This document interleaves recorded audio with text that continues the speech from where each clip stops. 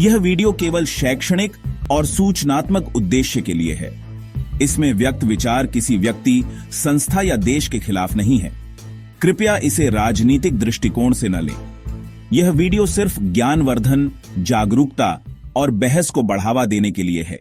Howdy Modi से लेकर 50% tariff तक, क्या यही है अमेरिका की दोस्ती? 2019 में जब मोदी और ट्रंप ने ह्यूस्टन में मंच साझा किया था, तो पूरी दुनिया ने सोचा भारत अमेरिका संबंध अब सोने की तरह चमकेंगे।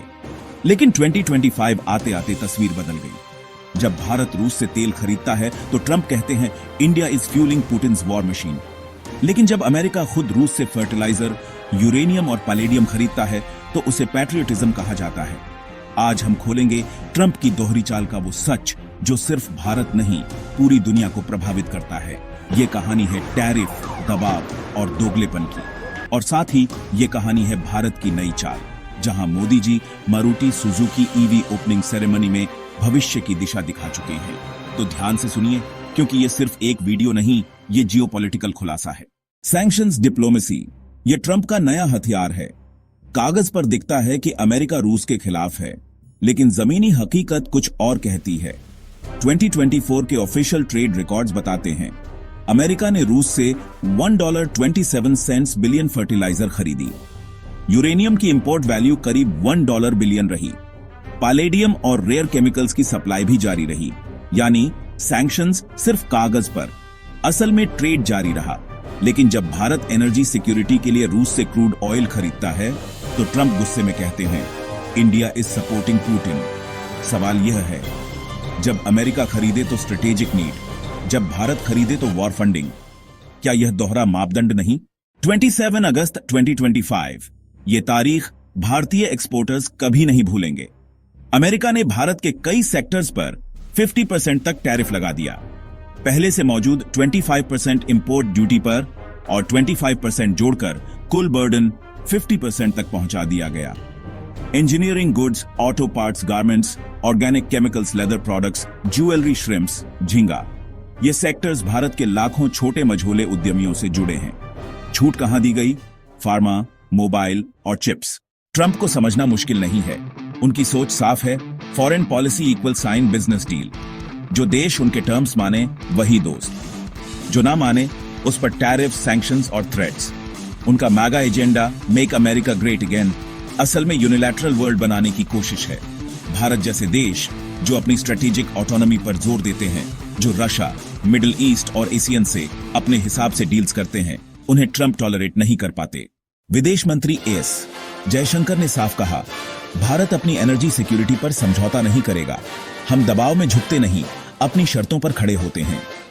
वे डिप्लोमेटिक लेवल, WTO में चैलेंज की तैयारी, BRICS और SCO में रशिया चाइना के साथ मंच साझा कर मल्टीपोलर ऑर्डर का मैसेज।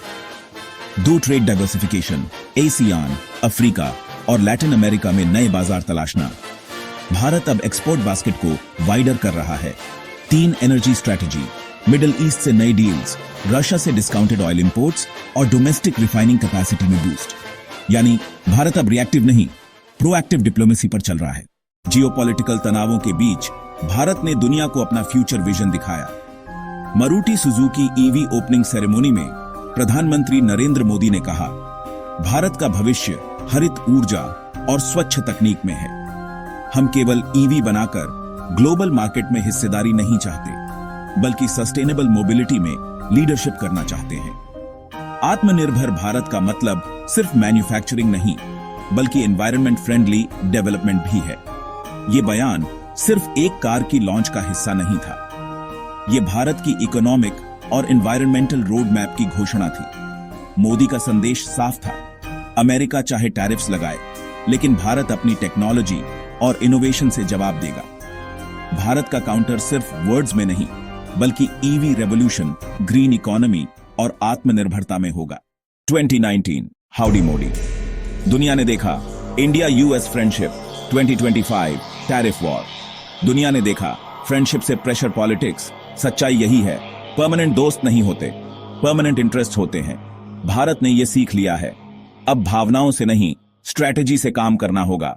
रणनीतिक जवाबी नीति, WTO चैलेंज, नए मार्केट्स में export expansion, domestic strengthening, MSME sector को boost, subsidies plus technology support, make in India से आगे, made for the world, energy independence, EV revolution, renewable energy, strategic reserves.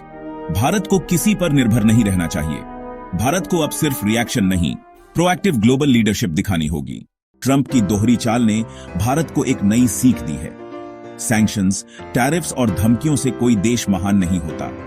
महानता इनोवेशन, आत्मनिर्भरता और स्थायी नीति से आती है। अगर हम सही रणनीति अपनाते हैं तो यह सिर्फ जवाब नहीं होगा, बल्कि भारत की नई शुरुआत होगी।